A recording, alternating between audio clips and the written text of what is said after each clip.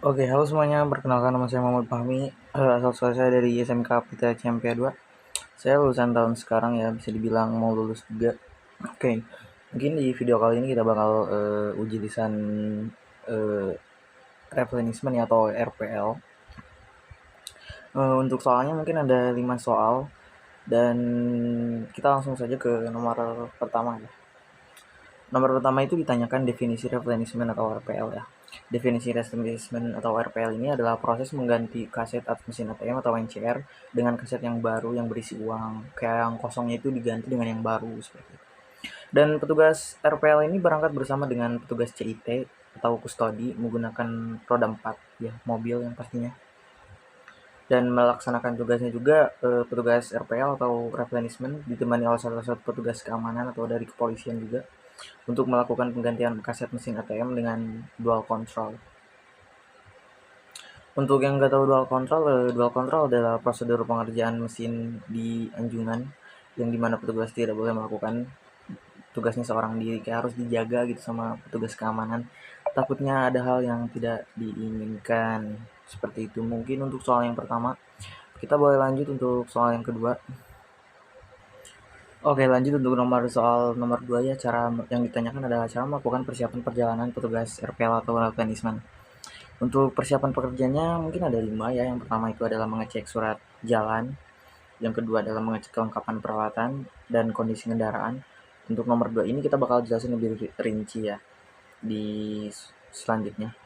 Nomor 3 adalah mencocokkan data nyata dengan formulir daftar kunci atau list key. Nomor 4 adalah mencocokkan data nyata dengan formulir OR.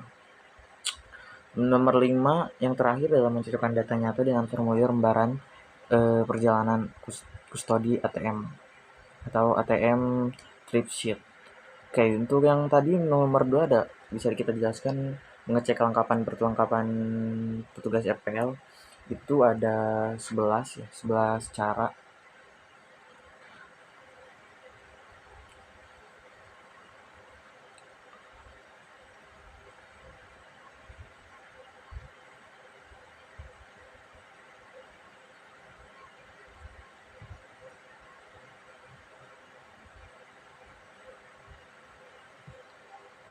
Oke, lanjut untuk cara mengecek perlengkapan petugas RPL. Yang pertama adalah mengecek kunci MTC atau RPL-nya, kunci, dan yang kedua adalah kunci cencon, mengecek shield, mengecek stiker, mengecek admin card, mengecek tip sheet, mengecek berita acara, mengecek amplop coklat, mengecek disket, mengecek CD, mengecek kunci ATM ataupun CRM, dan yang selanjutnya adalah mengecek kunci mobil yang harus dipastikan ada ya, dan mengecek kunci berangkas apa sudah dikunci apa belum, mengecek STNK itu sudah dibawa apa belum, mengecek kunci roda dan dongkrak kayak kunci rodanya harus ada, kalau misalnya tidak ada kalau misalnya di perjalanan ada hal-hal yang tidak terduga itu bisa pakai kunci roda, dan mengecek ban cadangan apakah ada atau belum. Oke, lanjut untuk nomor 3 yang ditanyakan adalah cara melakukan perjalanan petugas RPL. Perjalanan petugas RPL atau replenishment pada dasarnya perjalanan kerja menggunakan kendaraan roda 4 kayak studi dengan seorang petugas keamanan dari kepolisian di dalam kendaraan tersebut. Itu harus ditemani sama kepolisian ya, tidak boleh per orang. Untuk cara melakukan perjalanannya itu ada 5 cara. Yang pertama adalah memasuki kendaraan roda 4, harus dengan peran dan job masing-masing, kayak misal kepolisian gak boleh bawa mobil, atau kayak kepolisian gak boleh ada di depan motor, ataupun petugas RPL-nya tidak boleh berada di pinggirnya, harus membawa mobilnya ya. Yang kedua adalah mengecek segala komponen kendaraan sebelum perjalanan. Itu kayak misalnya mengecek ban, yang tadi sudah disebut ban, STNK, kunci berangkas, jendela, dan yang lain-lain. Harus segala terkunci ya, biar aman.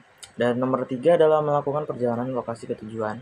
Melakukan perjalanan lokasi ke tujuan itu harus memilih rute yang aman dan efisien, dan jika meminta izin ke supervisor apabila diubah rute, kita harus izin dulu ke supervisor. Apabila terjadi perjalanannya di jalan itu ada apa sih ini sebutannya itu, ada perbaikan jalan ataupun ada banjir yang lain-lain, itu harus mengabari ke supervisor. Lanjut untuk nomor 4 adalah melakukan perhentian di lokasi tujuan. Pengertian melakukan perhentian di lokasi tujuan juga harus dengan aman ya, kayak misal di tempatnya itu harus aman, tidak boleh sepi, harus rame gitu. Itu harus diteliti ya. Nomor 5 adalah keluar dari kendaraan roda 4. Yang keluar pertama itu harus kepolisian, itu mengecek keadaan sekitar apakah aman atau belum. Jika sudah aman, baru petugas CPL yang keluar, dan kuncinya juga harus terjaga dan aman ya. Oke, lanjut untuk soal nomor 4 adalah cara melakukan replenishment mesin ATM dan ECM. Untuk cara melakukan replenishment mesin ATM, di mesin ATM ya ada 23. Yang pertama adalah memeriksa kondisi mesin secara keseluruhan atau cek device. Nomor 2 adalah membuka meski atas. Nomor 3 adalah mengubah mode normal menjadi mode SOP. Nomor 4 adalah masuk ke menu replenishment ya, mohon maaf. Nomor 5 adalah membuka print counter. Nomor 7 adalah nomor 6 adalah melakukan clear cache. Nomor 7 adalah melakukan print counter. Lanjut untuk nomor 4 adalah cara melakukan replenishment di mesin ATM atau ATM. Untuk cara melakukannya ada 23 ya.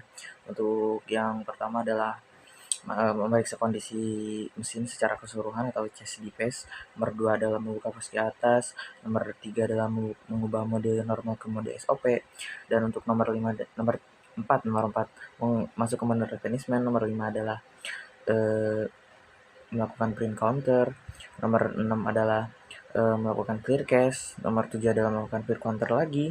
Dan nomor 8 adalah membuka paskia bawah.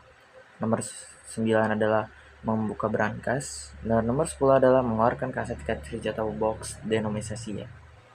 Dan nomor 11 adalah mengeluarkan kaset cartridge, box, reject atau retract ya. Dan nomor 12 adalah memasukkan kaset yang sudah tadi dikeluarkan lalu dimasukkan kembali. Dan dilanjut juga nomor 13 kayak yang tadi, ada denomisasi barunya harus dimasukkan ya. Dan nomor 14 adalah melakukan add cache. Nomor 15 adalah melakukan print counter. Nomor 16 adalah melakukan test cache atau test dispenser. Nomor 17 print counter lagi, melakukan. Nomor 18 adalah memasukkan admin card atau melakukan admin card. Nomor 19 adalah membuka brankas. Menutup brankas tadi sudah dibuat, terus dilanjut dengan menutup. Nomor 20 ada menutup pintu pasca bawah. Nomor 21 adalah mengubah mode SOP ke mode normal. Nomor 22 adalah membuka pasca atas. Nomor 23 yang terakhir adalah mengisi formulir replenishment. Oke, lanjut untuk cara melakukan replenishment di mesin CRM ada 19 cara. Yang pertama adalah memeriksa kondisi mesin secara keseluruhan atau case device. Nomor 2 adalah membuka pasca bawah untuk masuk ke mode SOP. Nomor 3 adalah masuk ke menu replenishment. Nomor 4 adalah melakukan print counter. Nomor 5 adalah melakukan clear cache. Dan nomor 6 adalah melakukan print counter lagi. Nomor 7 adalah membuka pintu brankas. Nomor 8 adalah melakukan kaset cartridge box denomisasi. Nomor 9 adalah mengeluarkan kaset cartridge box ataupun retract. Nomor 10 adalah memasukkan kaset cartridge box reject dan retract baru. Dan nomor 11 adalah memasukkan cartridge box dan denomisasi. Yang tadi kan nomor 10 mah nggak ada denomisasinya ya. Yang 11 baru kita masukin denomisasinya. Harus secara berurutan ya. Nomor 12 adalah melakukan add cache. Nomor 13 adalah melakukan print counter. Nomor 13 adalah melakukan test dispense ataupun test cache. Nomor 15 adalah melakukan print counter lagi. Nomor 16 adalah melakukan admin card. Nomor 17 adalah menutup brankas. Nomor 18 adalah menutup pintu pasca bawah. Nomor 9 adalah mengisi formulir replenishment. Oke, mungkin seperti itu untuk soal nomor 3 ya. Lanjut. Oke, lanjut untuk cara mengisi formulir kerja di replenishment itu ada 2 cara.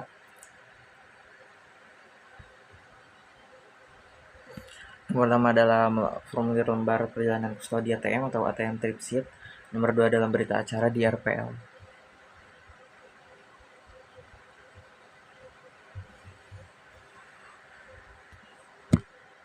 Untuk soal nomor 4 adalah cara mengisi formulir kerja di replenishment atau RPL.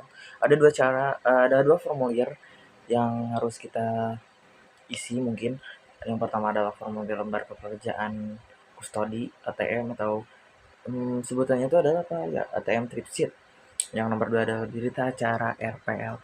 Untuk cara melakukannya, cara pengisiannya, saya nggak ada contohnya ya.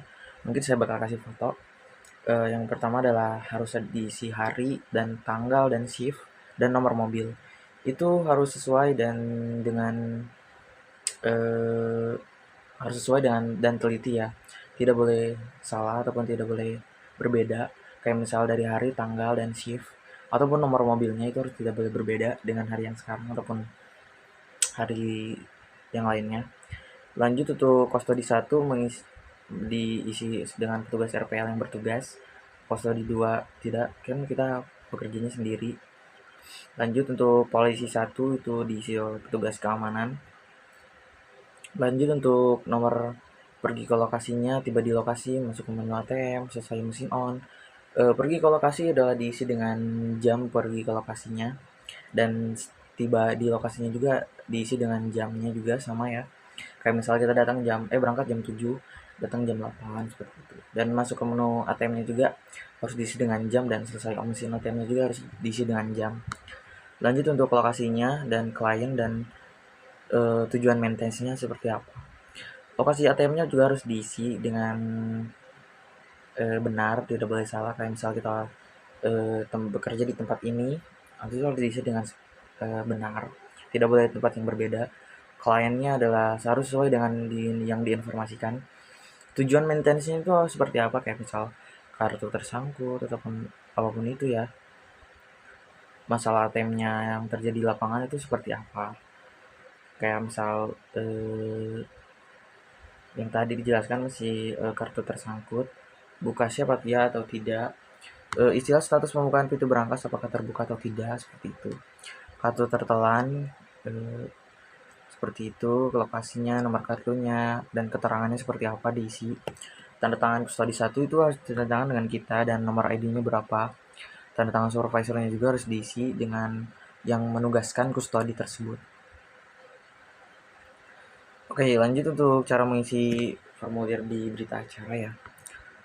Nama kustodi, yang nama kustodi 1 itu harus diisi dengan nama petugas yang bekerja, nama saksi, saksi keamanan itu harus diisi dengan nama, hari dan tanggal harus diisi dengan hari dengan kejadian tersebut. Kasih misalnya Senin, kita tidak boleh mengisi pada hari Selasa ya. Lokasinya di mana, dan mengisi YSID harus sesuai dengan YSID mengisi anjungan di mana tempat kejadian berlangsung. Kejadian harus dengan kejadian di lapangan ya, tidak boleh berbeda kayak misal kartu tersangkut ataupun kartu tertelan, seperti itu. Dan tanda tangannya juga harus diisi dan tanda tangan pengawalnya juga, dan koordinator dan nomor NIK-nya juga harus diisi. Oke, mungkin seperti itu cara mengisi formulir berita acara. Untuk tugas lisan di hari ini, tugas lisan replenishment itu seperti ini. Mohon maaf jika omongannya belibet ataupun terlalu cepat ya, mohon maaf. Sekian, terima kasih.